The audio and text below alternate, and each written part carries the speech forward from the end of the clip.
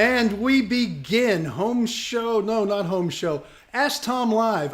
This has a very abrupt ending. We've been having this new intro, and I'm trying to time it right, and I totally blew that one too. But there's always next week and the week after. Maybe by the third, fourth year. I can play it again. You want to try again? No. Okay. No, I'm out. I'm gone. It's like that first pitch of the game when it's off to the side. I just leave. I'm done. I'm not going to do it again. All right. Okay, listen. We're here to answer your home improvement questions. I do it every Saturday from 9 to noon on Sports Radio 610. Been doing it. Going to be finishing my 34th year next month, actually. And also on Sundays, 8 to 11, when the Texans aren't playing, because we're on Sports Radio 610 on the weekends. And they play on most Sundays, not this Sunday, but most Sundays. And then we go on a little early on Sunday from 7 to 9 because there's a lot of pregame warm-up stuff that the station does. But we've been doing it since 2003, I think, on this particular station. And it's been real good. We have Danny before me, who is with the Garden Pros, and he is our gardening expert on Saturday from 7 to 9. And if I am correct, he'll be with us today answering some of your gardening questions, because it is close to, but not the last Thursday of the month. But we're going to compress it a little bit, the month a little bit, for other reasons that we don't want to waste time with. And, of course, there's Mr. Mosier himself, who runs the whole thing. Oh, there's Danny. Danny just showed up. We're compressing you now, Danny. That's it. Compressing. Okay. He's got his pilot headphones on. Land the plane, Danny. Land the plane. Breaker 19er. We got a flight situation. Breaker 19er? I think that's a truck. All right, Rubber Ducky. We'll be back to you a little later. Okay. All right. Sounds so good. what Tom and I do here every week is answer your questions that you send us at homeshowradio.com using the Ask Tom button. But we also make it available for you to go ahead and send them to us on our right there on our Facebook page. So that would be awesome. If you want to do that, that would be great. We'd love to have you on. In fact, let me make sure. In fact, it's on right there. So you go ahead and put them in the questions section at the bottom, and we'll answer them for you. And that's the program. But before we do that, we always like to start the week by talking about news of home improvement value around the world and up your block. And this week, our journey takes us to see, look what Tom did. No! Oh, okay. I'll this. Oh, no, I we're don't not know what that means before I see it. Now I know we weren't what going to talk about that part on the air, Tom, but instead, you want to explain what this fine group of humans is? That was my last welding graduating class over at Texas Southmost College. That actually, there's a new thing coming up next Thursday that I can brag about, too, in that program. But I run what I consider the finest welding program in the country. These are just some of our students. There's my instructor, the man with the big smile and the big beard, and his name is Alonzo Zapata. He did a great job. I'm the guy in the back that looks like the janitor because I have the T-shirt on, and I'm about to scrub the floors and move everybody out of the way. And we've got some great students there, and they all graduated and did very well. And in that welding program next Thursday, I'll maybe be able to get some pictures and tell you about it. We are starting our first SpaceX testing program. We're testing all the welders so they can get jobs at SpaceX. In fact, SpaceX and Texas Southmost College has just created a partnership to where the testing facility that I created there at their college is going to be their #1 testing facility. So we're very proud of that and proud of all our students. We currently have almost 100 welding students throughout the day in our new semester classes right now, and we are rocking and rolling over there. We have a lot of other programs too, but that is my welding class there. Oh, that's awesome. And in case you're curious to know more about it, you can put the URL down at the bottom, that will take you to this page. And yeah, that's it. I've blurred out Tom's name and email, and just to protect the innocent. So yeah, there you go. Yes, and it's a great program. Is what's in the news this week. All right, we want to talk to you. We want to get your questions, and of course, we normally have Danny. You come on with us normally on the last. He's got that Norm Macdonald kind of here you are kind of look to him. It's good. So anyway, but where are you, Danny? Are you like working at his house? There's a lot going on in his house. No, this is the Houston Botanic Gardens. I'm that's your here office in my desk area Yeah. Desk. So Tell us Oh, you about have that. a desk area, not an office. Okay. I Not got just one a of those desk, too. but not just a desk area. Tell us, general tell us, zone. yeah, tell us about that. Explain Houston Botanical Gardens, what it is. What do you do there? Well, a botanic garden in general is kind of a zoo for plants. So a museum, curated collection, beautiful stuff. There went Michael. And it is just a beautiful space. The garden itself is just gorgeous. And so you walk in, you're invited to experience this huge diversity of beautiful plants. And it's kind of in honor of Houston, huge diversity in our city as well. So get in there and just wander around, see all the glory. And then you start learning. You notice the signs. You see the people doing stuff. You get the pollinators coming across.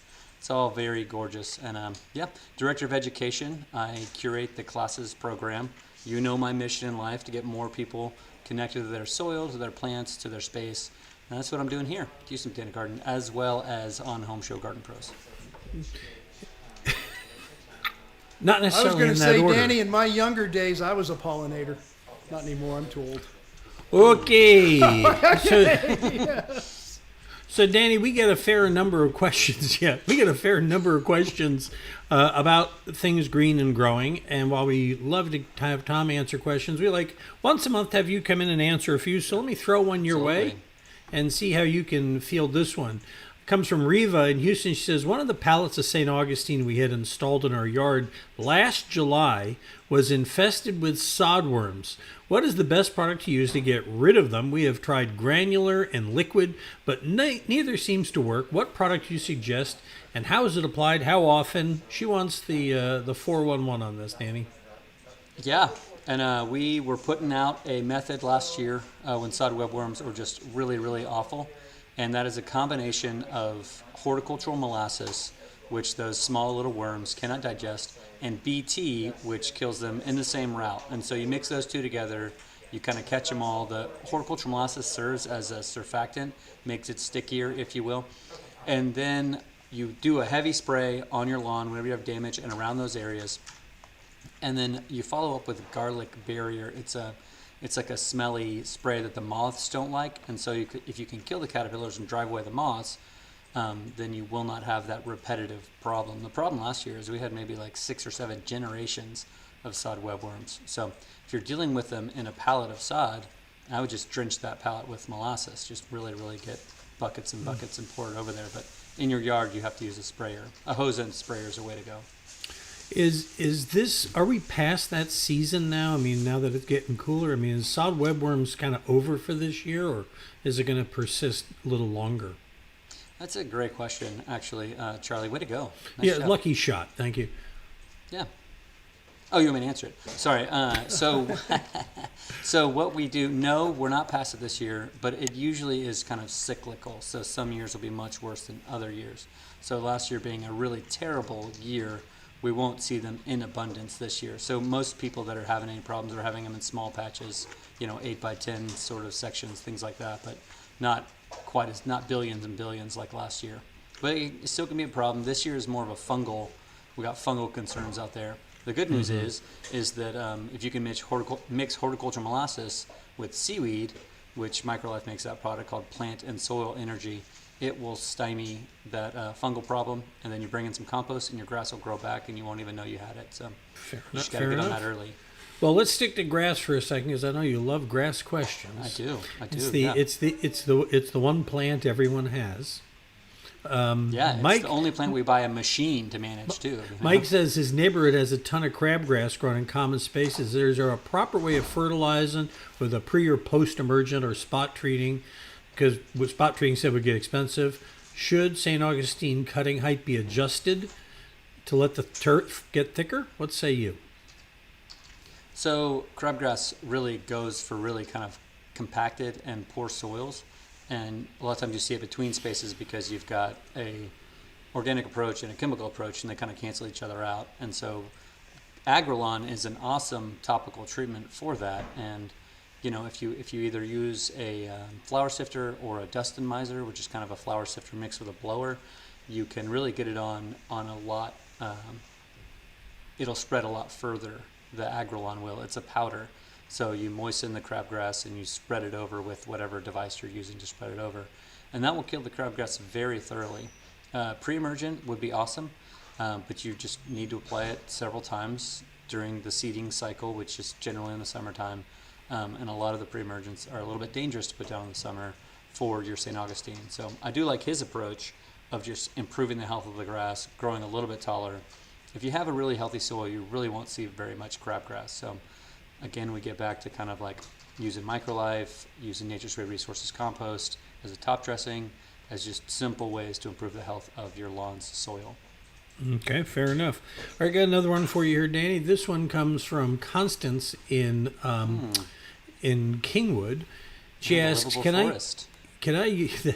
Yes, I remember back in the '80s when I moved here, they called it the smokable forest, but that's a whole other story for another day." Okay. She says, "Can I use Dakota Rev year-round for in-ground plants, or should I hold off when plants? Oops, sorry, Tom. Plants are dormant. I hit the button by mistake. I'm sorry." So the cool thing about Dakota Rev is that it activates the soil space. Roots are growing year-round here. We don't have a root off-season, and so Dakota Rev is a really great thing to do year-round. If you're trying to push something to have a longer season, either a later dormancy or an earlier spring, Dakota Rev's kind of strange combination of carbon atoms does that. It'll activate your grass sooner. Grass is the really only space I can think of besides trees where we would have a dormancy. And trees, using Dakota Rev all year on your trees is a very good idea. So I'm constantly apply. Is that rude to make fun of her name?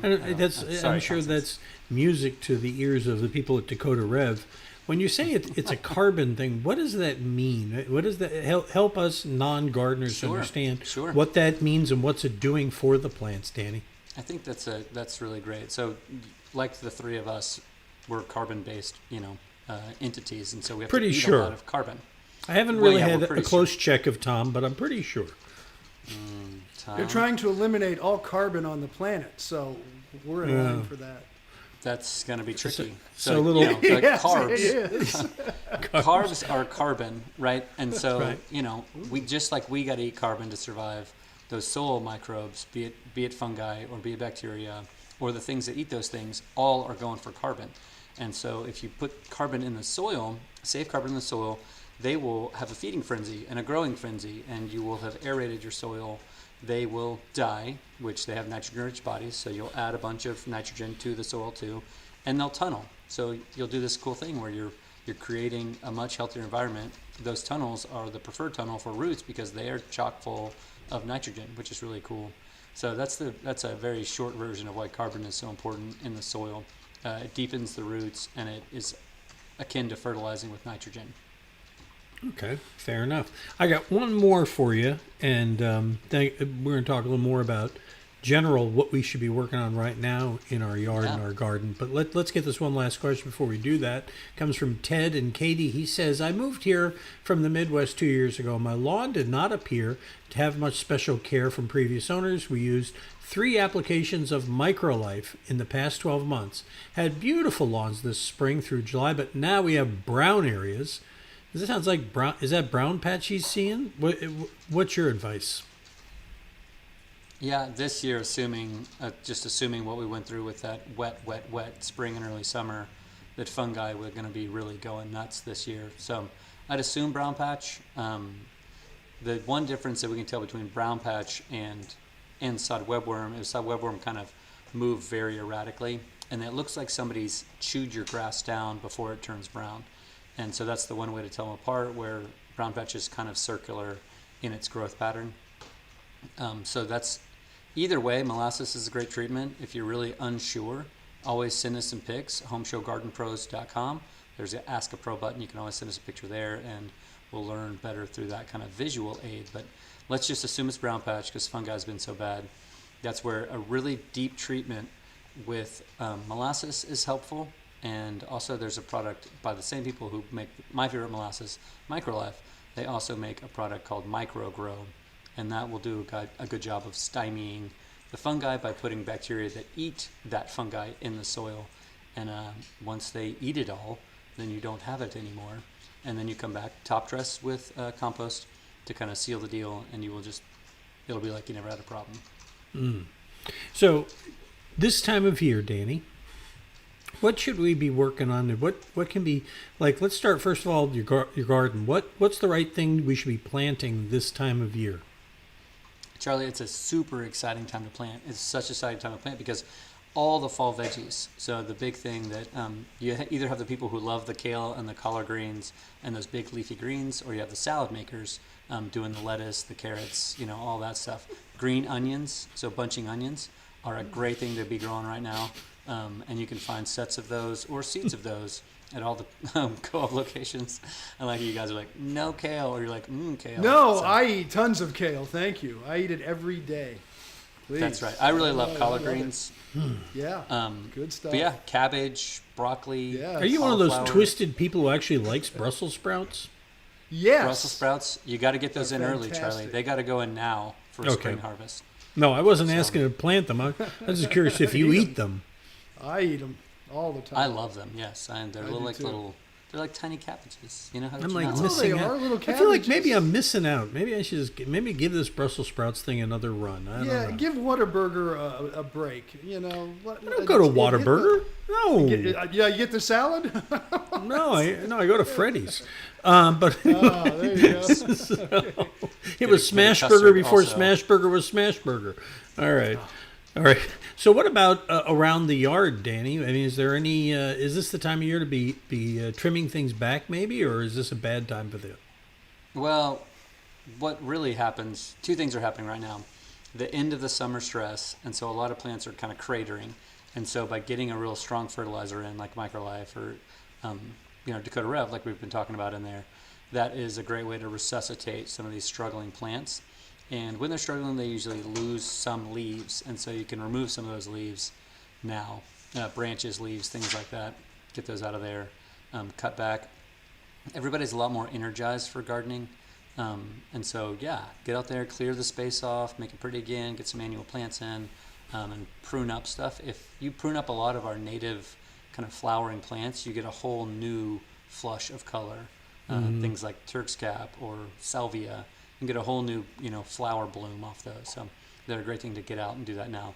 And, today the weather's real nice. So It's maybe Chamber do of it today. Commerce weather out there today. It really Yeah. is. It's Yeah. so nice. What about hummingbirds, butterflies? Are they gone now? Is that how long before will we still have them in the backyard? The hummingbirds are not gone, but it's a couple more weeks. So, but if you haven't set a feeder out, they don't really know to come to your house. That's something you really Oh no, want to no, start. trust me.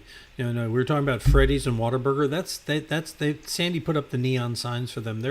We used to have them all the time in the backyard. I'm just curious how much longer we're going to have them. You're saying a couple weeks tops? Yeah, about 2 weeks probably is it. And we should have a large amount of them for the next 2 weeks. So this is the body of the season. Then it dies pretty quick. So I know they love Turk's Cap, which is one of my favorite plants, and they're just We got all it. over the place. Yep. Yeah. And what's the other one? What's the other one Sandy has in the backyard? Amelia, the butterfly bush. It's the one. Yep. Anyway. All right. Danny, you are awesome. If you want to catch Danny, more. every time I listen to you, I just listened this whole time. I learned two things. I always want to take something with me. You always have something. One is, I didn't realize, and I should, it's pretty basic now that I think about it. Sod webworms can come in turf that you buy. I had just never thought about it, but you can infect an entire yard by putting some bad grass down, it sounds like. So people need to be careful. And the other thing is, I had no idea carbon was carbs. I watch my carbs all the time. I had no idea I was watching carbs. Yeah. That is really cool.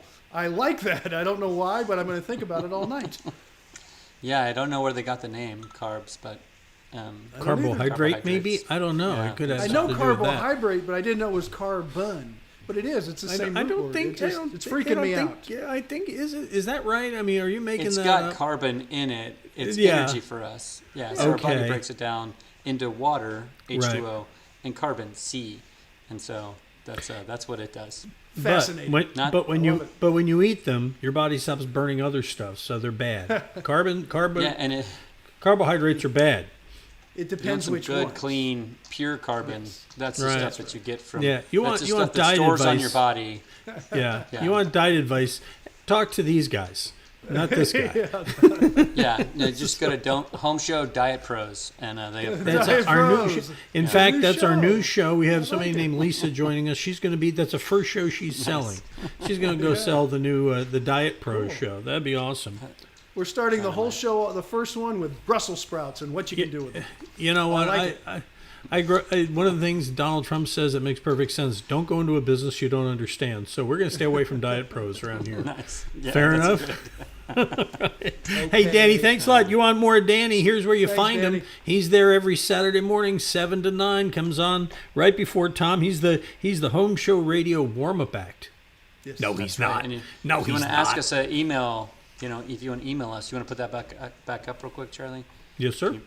The Ask a Pro button there is how you get a lot of questions into us, and we'll answer them. So That big green button right there in the middle of the page. It's so we're weird. here to It's help. like in the same place we have the Ask Tom button on Home Show Radio. Isn't that weird? Yeah, but see how Danny knows his website, and I don't think I've ever visited Tom knows mine, but of twice. his website. Danny knows his website. Tom knows of his website. I know Right. it's what's the there. internet?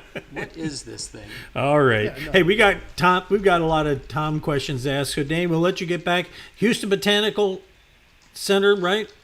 It is. Houston Botanic Gardens. That's It's the a one. Beautiful spot. Yeah. And it- HBG.org. hbg.org. Mm-hmm. And it's over by, I'll tell you what, it is a hidden gem if you've never been there. It's right over by Hobby, and you think I'm in the wrong place for this kind of thing. Then all of a sudden there it is. And it is beautiful. It's stunning, and and I'll tell you what, this is the time of year to go visit them because the weather is so perfect, and you're going to want to linger and see all the stuff they have out there. Danny, thank you so much for spending time with us. I appreciate it. Thank All you, right. Danny. Guys. So, Tom, your Yes. turn. Your turn on Okay. the spit, boy. Okay. First question ready. comes. Your first question comes from Larry in Fresno. He says, "I have a 12-year-old oak tree in the front yard." Kind of a segue here. You see how we're doing that? Yep. In the front yard, about 10 feet from the house. I'm debating whether to take the tree down or put a root barrier in. How should I decide? I'll tell him right now, and I don't know if Danny would agree, but I'm the house guy. Take it down now. Just take it down. 10 feet is too close for an oak, especially if it's a live oak or one of the ones that spread. It is going to win the battle. Now, root barrier will help the foundation somewhat, but it's going to outbalance the tree, and then the tree could fall down away from the house sometime because a big tree like that needs to spread out with its roots to hold it up. But I would say take it down. And here's what I tell people, Charlie, is you can take a tree down without destroying the earth. Take it down, re-landscape, replant, and then plant another one, but plant it farther away from the house. Trees are there. They're available. You can go to RCW Nurseries. They have a tree farm, go wherever you want. But get a tree and replant it. Just plant it in a place that doesn't affect the home. It's easily done, and you can do that. But I would take it down now because if you don't, when you have to take it down, it gets so big. The cost to take it down and the damage that's going to be done to your yard and your landscaping, your sprinkler system is going to could be up to $5,000 to $10,000, maybe even more, depending how out of hand it gets. Could get into the cajillions if you're not careful. Well, to me, that's a cajillion right there, 10 grand. So, yes. All right. Suzanne, in a related story, Suzanne says, Nicholas blew my fence down. The posts were rotten at the base, and the whole fence simply flopped over. Would dipping the post in asphalt and inserting in concrete that is higher than the ground level help solve this? And she's talking about with the new fence. The intent of the asphalt would be reduce the moisture getting into it. It seems to make sense to me. What do you say, Tom? I say this. First off, I tell people every year, so we're going to start with this, not necessarily answering this question, but these old fences are only going to last so long. And we get these hurricanes, people get upset like, hey, I didn't know my fence was going to fall over. If you go out there once a year and shake your fence and you can shake it, it's time to start pricing out a new fence. That's the way you have to deal with this stuff because it can be dangerous if we get a bad enough storm and blow that fence material through somebody's window, through their car windows, whatever the case may be. Fences are a big maintenance issue. Now, her question about do I dip it in asphalt? First off, where do you find asphalt? You'd have to have a big, giant pot of hot, gooey asphalt they used to use on roofs and dip it down in there. In the old days, they used to dip it in creosote, but it's very difficult, if impossible, to get that now because of all the EPA rules and everything. So I doubt you're going to find anything. But if you treat the bottom of a post and you put it in the ground, it certainly will last longer than if you didn't treat it. No doubt about it. If you got some roofing tar or cement is really what it's called, roofing cement, it's not tar, and put it on there, it's still going to dry out, crack, and it'll prolong it a little bit, but not all the way. The place where it rots is right at the ground and the fence where it gets wet and dry, wet and dry. So if you can pull the concrete up and you can take it higher than the ground so it doesn't stay in wet ground like that, that's going to help. But remember, the wood will shrink over time. The water crawls into the concrete between the wood and the concrete, and then it rots down in there because it has nowhere to go. So what I'm getting at is put the fence post in and do the best you can. But remember, 18 years, maybe 15 years, you're going to replace it again. It's nothing that is permanent. Don't try to make it. You'll just drive yourself crazy if you want a permanent fence. It doesn't exist. Boy, oh boy, we could write a book about permanent fences. All right. Okay, yeah, you can't have one. That's it. If you know what I'm saying. It doesn't exist. All right. Donald and Clayton, just a little roll call here. Everybody who's here. Donald and Clayton and Mike and Rhonda and Kelly, Antonio, Sandy, hey babe, Jibby is here, Daniel, Justin, Carl, Robbie, Andy, Trish. Thank you all for being here. Appreciate it. We're here every Thursday at 4 o'clock Central answering the questions you send us in. We're trying to get as many in as we can today. I got one. Jibby just sent one in. He says, and it's a long question, Tom, but what it boils down to is he wants to know, should he or should he not ground a portable generator that he's got hooked up to his house? He's afraid it's going to conflict with the GFCIs. Understand. No, don't worry about it. Just turn it on and go with it. Now, is your GFCI going to be a little fluctuating and stuff? Because it's just a portable generator. Yeah, they aren't meant to really run off that, but it depends more what you plug into it. If you don't use it too much, if you have a little surge or something, you might have to reset it. It's not a big deal. But grounding it is not going to do you any good. And secondly, you don't ground portable generators, so don't bother. All right, and here's another one for us here. Comes from Jack. He says that he has a fence that's not even a year old. The fence guy did foam material instead of concrete for the post, and it was shaking in the storm, and now my gate won't close at all.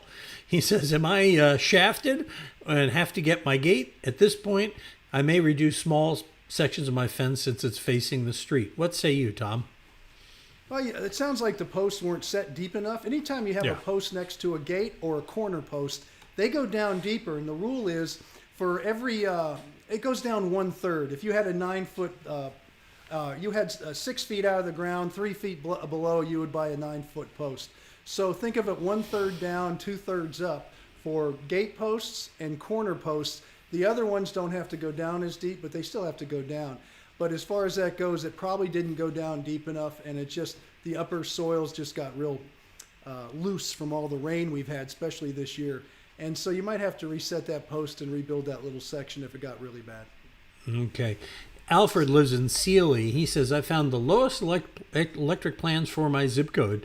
Will they go down anytime soon? Yes, Nostradamus, please tell us. Are they going to go down? And should I lock into a short or long-term plan? It's funny, you know, I've had a lot of questions about this free solar, free night, energy plans. So I did a whole bunch of research the other night and just went shopping for fun, made phone calls, pretend I was a customer. A lot of salespeople hate me right now. But the fact of the matter is right now they're kind of high. Everything that I could find is around 10.5 cents. So I would go at the most a 4-month if you need to lock into something right now. And they are going to go down in the winter just naturally. How far down, I don't know. I'm paying 6 right now. I bought mine a year ago. They might go down as low as 6, could be even lower. Who knows what's going to happen? But they definitely will drop in the next 90 to 120 days, no doubt about it. All right. Then we got one here from Michael in Hockley. He says, about 12 to 15 years ago, I had spray-on radiant barrier installed. Do you think there'd be any benefit to having foil stapled in, or am I okay just with the paint? Or Tom, does he need to update the paint? No to all of it. You got it. It's fine. If it was put on the underside of the roof deck, you're fine. Now, people always say, is a double barrier better than a single barrier? No, not enough to make any sense. And here's what I'm going to tell you. A paintable radiant barrier will stop, let's say, 75% of the radiation coming through. Okay, now a foil barrier will stop maybe 95, 96%. So the number's a little bit greater. But if you put a second layer, all you're going to do, whether it's the paint, and I'm going to use the foil as an example, if you have 3 or 4% coming through the radiant barrier, it's going to stop 96% of 3%. Or with the paint, it's going to stop 96 or 95, 96% of 20%. So the numbers just drop dramatically. One barrier is enough, and that's all that's really going to get your money's worth out of it. You won't even see a difference with a second one. All right. And finally, Haniel writes to us. He says, following the freeze in February and recent power hurricane outages, I'm interested in getting a generator. What brand do you recommend, Tom? Well, there's a lot of generators, and I want you to get the one you can afford, the one that the person's going to be servicing. It's like an air conditioner almost. You have a service contract. You want to make sure they come every year, or at least twice a year, actually, on mine. I have a Kohler, so if you ask me which one I thought was the best at the time I bought it, a Kohler generator. If you ask me with my service company, they prefer to install Kohlers. That's KISS generators. So I would look at that if you want the best. It's really a well-made unit. Are there other ones out there? Yeah, and can you, do a lesser one if you maintain it and do more maintenance on it? Of course, there's a difference between a real expensive car and a regular car like regular folk like me drive, like my Grand Marquis. But I maintain it. It works fine for me. I just remember, maintenance is the biggest thing. And if you want to know the brand I prefer, it's a Kohler. Same one I got behind my house. Yeah, they're great. And the same ones that are used in big commercial, too, by the way. And the commercial units are really better than just the homeowner brand units. Mm-hmm. You can find that with air conditioners, with everything. It's the companies that do both usually make a better product because it kind of folds over each other. Well, during that most recent hurricane outage that Daniel was talking about there, we ran our generator for almost 36 hours. And we're never once out of power, but we got worried, or Sandy got worried that that maybe we're running it too long. And I called him and said, "Hey, you can run that thing for days. What are you talking about?" And he said, "But you know what?" Bert over at KISS said, "I'll tell you what I'll do is I'll stop by tomorrow and check your oil." He says what his advice on it is, if you're going to run it for a long period of time, about every 48 hours, turn it off, check the oil, top it, start it back up again. So he came by and we were fine. Oil was good and all that. So no, and I say that only because that's the nature of not only Bert, but all of our home show pros. We've gone to a lot of trouble to find people you can trust, and we hide them right here. I'll show you our secret hiding place. Go to homeshowradio.com and scroll down. They're right here on the homepage. Every one of them. And if you're not sure who, but you know what you're looking for, click Find a Pro and scroll down, and we have them organized by category so you can find what you're looking for right there at homeshowradio.com. That's also, I should add, where you go to send us questions, because we're plumb out of time right now, and we love getting together with you every Thursday at 4 o'clock Central Time. But if you'd like to get a question here or in our daily Ask Tom videos, just go to homeshowradio.com and click right there on that blue Ask Tom button. And it'll take you down to a page where you can decide whether you want to send us a written question or a video question, and fill out the form, send us pictures. Pictures always help us do a better job. And of course, Tom, you'll be all over the radio this weekend. I will be all over on Saturday from 9 to noon and Sunday from 8 to 11. We've got a full show because the Texans are actually playing tonight, a Thursday night game. So we have a full weekend of home improvement extravaganza. And don't forget Danny. He's on before me on Saturdays from 7 to 9. Well, there you go. And I think I'm on short final here. We're going to land the plane. Gears down, flaps are up, and your tray tables and seat backs are in their upright and locked position. Tom and I will take flight here on Facebook Live and YouTube Live again next Thursday at 4. No, we won't. Next week will actually be a recorded best of show. I'm traveling next week. You didn't have to say that. They wouldn't know. No, that's okay. Oh, that's not true. That's not true. Oh, no. That's not true? You don't give credit to our viewers. We ran a recorded one without telling them, and it was all over the comments. Hey, this is a recorded show. So Hey, I'm give just us going a to break. We need a day off once in a while. Okay? Once in a while, what I'm telling you. So anyway, come I'll be on. in Delaware next Thursday, but we will be but I will be with Tom Sunday morning on Early Edition, and we will return in 2 weeks. But next week there will be a best of we have culled the very best of a show that we pulled out of a pile. There's and we never scheduled. the best. The minute we have the best, our job is over. So that'll be kind of a good one. Okay, All right. What'll be better coming up after that? Right. So listen to Tom this weekend. We'll see you guys in a couple weeks. Got a question?